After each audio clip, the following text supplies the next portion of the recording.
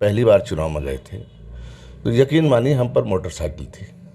Motorcycle से हम चुनाव लड़ रहे थे और गली गली घूमे हम लोग बिना किसी भेदभाव के। हिंदू मुसलमान सबसे हमने वोट मांगा। यहाँ पहले चुनाव होता था हिंदू और मुसलमान के नाम पर, लेकिन जब मैं लड़ा हूँ हिंदू मुसलमान के नाम पर चुनाव नहीं हुआ। यहाँ पर तो सिर्फ काम के और ईमानदारी और सच्चाई के बल पर चुनाव हुआ। उसकी मेहनत से मैं यहाँ तक समाजवादी पार्टी का मैंने चिराग जलाया है। तो बहुत बड़े आदमी होते हैं। जो जनप्रतिनिधि होता है, जो जनता से जीत कर आता है, वो कभी राजा नहीं हो सकता। मांगने वाला कभी राजा होता है क्या? अरे एक एक वोट मांगते हैं हम, भगवान के नाम पे मांगते हैं, अल्लाह के नाम पे मांगते हैं, अपने वास्ते मांगते हैं, तो हम राजा नहीं हो सकते, हम नेता नहीं हो सकते, हम तो भिखारी हैं। और हमारी औकात जो है वो एक गुलाम की है। जन समाजवादी पार्टी की सरकार थी, यकीन मानिए विकास का खजाना था अखिलेश यादव जी। ऐसी ऐसी जगह विकास कार्य हुआ है कभी किसी ने सोचा नहीं था।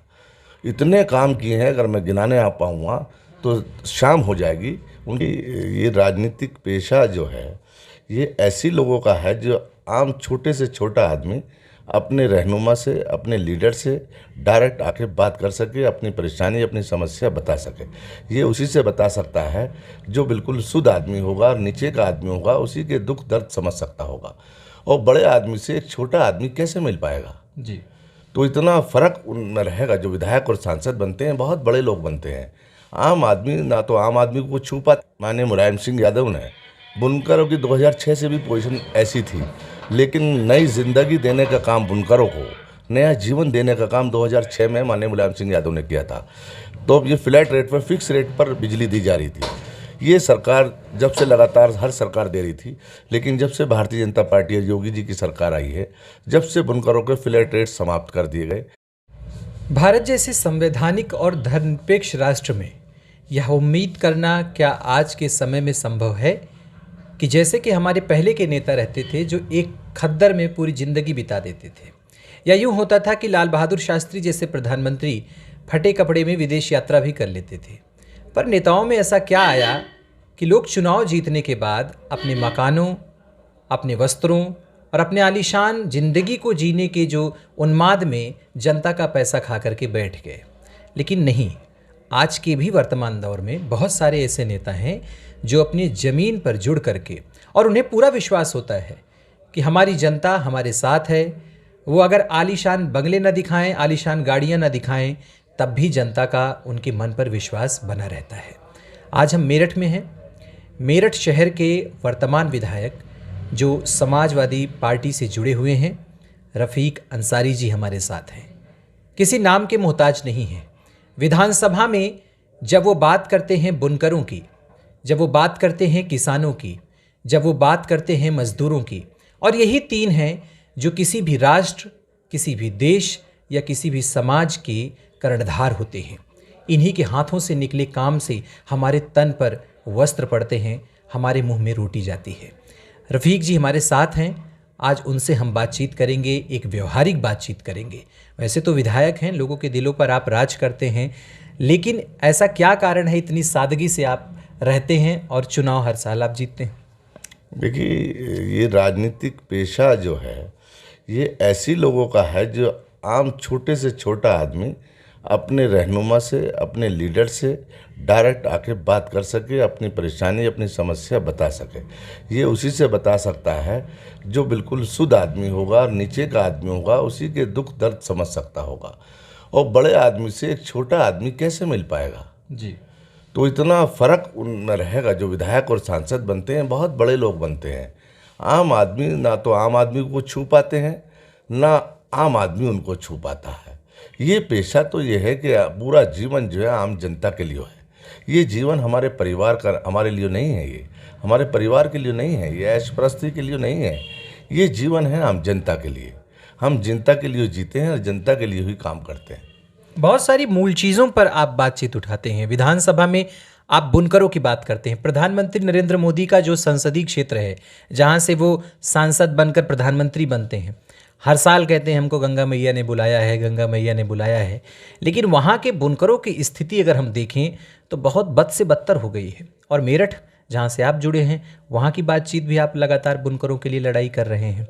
तो बुनकरों की इस स्थिति पर क्या कहना चाहेंगे आप? देखिए, 2006 में माननीय मुलायम सिंह यादव ने बुनकरों की 2006 से भी पोजीशन ऐसी थी, लेकिन नई जिंदगी देने का काम, बुनकरों को नया जीवन देने का काम 2006 में माननीय मुलायम सिंह यादव ने किया था। तो अब ये फ्लैट रेट पर, फिक्स रेट पर बिजली दी जा रही थी। ये सरकार जब से लगातार हर सरकार दे रही थी, लेकिन जब से भारतीय जनता पार्टी और योगी जी की सरकार आई है, जब से बुनकरों के फ्लैट रेट समाप्त कर दिए गए, आज वो सड़क पर है। आज उसकी मशीनें और पावर लूम जिससे कपड़ा बुना जाता है वो लोहे के दाम पर बिक रही हैं, तोल कर तराजू में।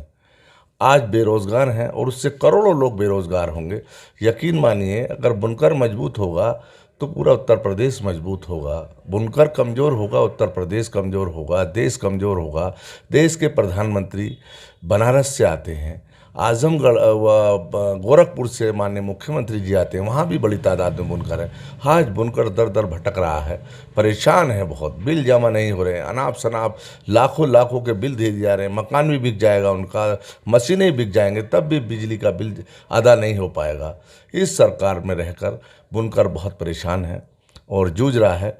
और मैंने तो कोशिश की है लेके सड़क से विधानसभा तक इस गूंगी बहरी सरकार के कान खोलने का काम किया है, अपनी आवाज़ उठाने का काम किया है, सरकार से मिलकर भी बात करने का प्रयास किया है और अब तमाम बुनकरों को इकट्ठा होकर सरकार से फेस भी किया है। हमारा प्रयास है, जब तक जिएंगे हम बुनकरों के लिए काम करते रहेंगे। ना आपके पास उस तरीके के आलीशान मकान है, ना उस तरीके का आलीशान आपका रवैया है, फिर भी जो आज की एक पर्सपेक्टिव हम ले लें, लोगों के दिमाग की जो एक धारणा बन चुकी है वो है कि जैसा कि आपसे बातचीत करने पे पता चला कि गुंडे और पैसा खर्चा करने वाले दो तरीके के लोगों को ही आज के समय में लोग चुनते हैं, या सरकारें भी उतारती हैं कि ऐसे लोगों को सामने लाया जाए, एक दूसरे से लड़े, तभी जा करके उनका राज हो पाएगा। इन सबको पीछे धकेलते हुए आप आज जनता के प्रिय बने हुए हैं, क्या कारण है इसका? देखिए, जो 20-30 साल से राजनीतिक डेवलपमेंट हुआ है, अब मैं तो कहता हूँ जब से मायावती की पार्टी आई है, दरअसल आर्थिक आधार पर टिकट देने लगे लोग। अब जिसके पास पैसा होगा वही राजनीति में आएगा, या जो गुंडा होगा, पैसे वाले के सामने पैसे वाला और गुंडे के सामने गुंडा। राजनीतिक पार्टियों की भी ऐसी थिंग्स बन गई है, ऐसी नीयत बन गई है कि पैसे वाले के सामने पैसे वाले को देना चाहते हैं, गुंडे के सामने गुंडे को देना चाहते हैं। वो कहते हैं यार हल्का है, क्या लड़ पाएगा ये लड़ ही नहीं पाएगा उसके लिए। लेकिन मेरा कहना ये है कि ईमानदारी और सच्चाई में बहुत दम है। जिसकी अल्लाह और भगवान मदद करता है, और जिसकी भगवान मदद करता है उसकी दुनिया की कोई ताकत उसको नीचा नहीं दिखा सकती, पीछा नहीं कर सकती। ईमानदारी और सच्चाई ही में दम है। मेरठ विधानसभा में 7 विधानसभा सीटें हैं। मेरठ हमारे शहर में, जिले में 7 विधानसभा सीटें हैं और वहाँ पर मात्र एक सीट समाजवादी पार्टी की आपने जीती, हासिल की, और वो भी ऐसे दौर में जहाँ पर एक राष्ट्रीय चेहरे के नाम पर, या कहें तो मोदी लहर में बहुत सारे भाजपा प्रत्याशी आए और वो जीते, और जीत करके भी कोई मुकम्मल कार्य या उनके नाम तक की भी पहचान शहर में नहीं बन पाई। आप एक सीट जीते, एक सीट को आपने बचाया। कैसी कोशिशें रही आपकी उस समय चुनाव में? देखिए, जब हम पहली बार चुनाव में गए थे तो यकीन मानिए हम पर मोटरसाइकिल थी, मोटरसाइकिल से हम चुनाव लड़ रहे थे और गली गली घूमे हम लोग, बिना किसी भेदभाव के, हिंदू मुसलमान सबसे हमने वोट मांगा। यहाँ पहले चुनाव होता था हिंदू और मुसलमान के नाम पर, लेकिन जब मैं लड़ा हूँ हिंदू मुसलमान के नाम पर चुनाव नहीं हुआ। यहाँ पर तो सिर्फ काम के और ईमानदारी और सच्चाई के बल पर चुनाव हुआ। उसकी मेहनत से मैं यहाँ तक समाजवादी पार्टी का मैंने चिराग जलाया है, और भारतीय जनता पार्टी यहाँ से हारी है, और हारी नहीं, हमेशा समाजवादी पार्टी का चिराग यहाँ जलता रहेगा और कभी बीजेपी यहाँ से नहीं जीत पाएगी। ऐसा मेरा यकीन है, ऐसा मेरा विश्वास है, ऐसा मेरा मानना है। हम बिना भेदभाव के, हिंदू हो मुसलमान हो, खुले में बैठे हैं। कोई आदमी आता है, सबका हम काम करते हैं, सब जगह हम जाते हैं। पहले ऐसा नहीं होता था यहाँ, ना तो जो विधायक जीतता था ना तो हिंदू क्षेत्र में जाता था, और जो हिंदू जीत गया था वो मुसलमानी क्षेत्र में कभी नहीं आया। तो भेदभाव के तहत ये चुनाव यहाँ जीतते थे, हिंदू मुसलमान को सामने रख के चुनाव लड़ते थे। हाँ, कई सौ लोगों का, हज़ारों लोगों का खून सड़कों पे बहाकर एमएलए बने हैं वो लोग। हमारा ऐसा कोई नहीं है सोच। हम ईमानदारी और सच्चाई और मेहनत के बल पर और सेवा के जज्बे से हम राजनीति में आए हैं, और सेवा और खिदमत ही हमारा एक जज्बा है, एक पेशा है, वही हमारा मकसद है। एक नेता के तौर पर, या कोई नेता अगर जनप्रतिनिधि बनता है तो जनता का जो दिल है उसको जीतने का, और सबसे बड़ी बात कि एक नेता की क्या ऐसी क्वालिटी होनी चाहिए, उसके ऐसे क्या कर्तव्य होने चाहिए कि वो असली नेता कहलाए, जिसे कहा जा सके कि हाँ, ये भारतीय नेता के रूप में वो पहचान स्थापित कर सके। ऐसा नेताओं के अंदर क्या गुण होना चाहिए? देखिए, नेता तो बहुत बड़े आदमी होते हैं। जो जनप्रतिनिधि होता है, जो जनता से जीत कर आता है, वो कभी राजा नहीं हो सकता। मांगने वाला कभी राजा होता है क्या? अरे एक एक वोट मांगते हैं हम, भगवान के नाम पे मांगते हैं, अल्लाह के नाम पे मांगते हैं, अपने वास्ते मांगते हैं, तो हम राजा नहीं हो सकते, हम नेता नहीं हो सकते। हम तो भिखारी हैं, और हमारी औकात जो है वो एक गुलाम की है जनता की नज़रों में। हम जनता के गुलाम हैं, हम जनता के नौकर हैं, हम जनता के खादिम हैं। उस हैसियत को सामने रखकर हम लोग मैदान में हैं। इसलिए हमारा नज़रिया सिर्फ गुलाम और नौकर की हैसियत है हमारी। जो मांगने वाला होता है वो कभी राजा नहीं बन सकता, वो कभी लीडर नहीं बन सकता है मांगने वाला। और जो ऐसी सोच रखते हैं वो कभी इस देश का और इस शहर का भला नहीं कर सकते। ये बहुत बड़ी बात इन्होंने कही कि एक मांगने वाला कैसे राजा हो सकता है, और सही बात है। ये हमारे आज के नेताओं को, और ख़ासकर उन नेताओं को जो थोड़ी सी जीत पाने के बाद कभी जनता के सामने नहीं आते, वो ये भूल जाते हैं कि ये वही नेता हैं जो कभी एक समय में जा कर के उनके सामने एक एक वोट की मांग करते हैं, एक एक वोट के लिए भीख मांगते हैं। वो पता नहीं कैसे एकाएक ऐसी ऊंचाई पर पहुंच जाते हैं कि जनता को ही भूल जाते हैं। आप विधानसभा में भी जाते हैं, और दूसरा कि आप जब अपने आवास पर रहते हैं, ऑफिस में रहते हैं, तो आपके दिन भर के जो कार्य होते हैं वो कैसे संचालित होते हैं, कैसे आप काम करते हैं दिन भर? देखिए, रात का कोई समय हमारा नहीं है, किसी भी समय कोई भी आदमी आ सकता है। जिस वक्त भी आते हैं तुरंत हम उतर कर आते हैं। ऊपर हमारा रहना का है, नीचे बैठने का है, और सुबह से लोग आ जाते हैं। ऐसे ऐसे गरीब कमज़ोर लोग आते हैं जिन्हें अपनी बात कहनी भी नहीं आती जी। हमें उनकी भावनाएं समझकर कि ये क्या चाहता है, क्या से इसकी मदद होगी, वो सोचकर हम काम करते हैं। चाहे हमें दिन में सुबह से लेकर आँख मसलते हुए हम उठ कर चले आते हैं। जब भी हमारे दर पे कोई आता है, हम ये महसूस करते हैं कि हमारा मालिक आया है जिसने हमें यहाँ तक पहुँचाया है।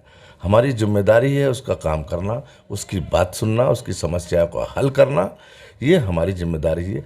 लोग लड़ते हैं 5 साल में चुनाव, हम दिन निकलते हैं चुनाव में कूद जाते हैं और लड़ते लड़ते सो जाते हैं। रोज़ हमारा रोज़ का ये काम है। रोज का एक रणक्षेत्र है, रोज की एक लड़ाई है, और वो लड़ाई नहीं है बल्कि जनता की बात को सुनना, उनकी भावनाओं को समझना।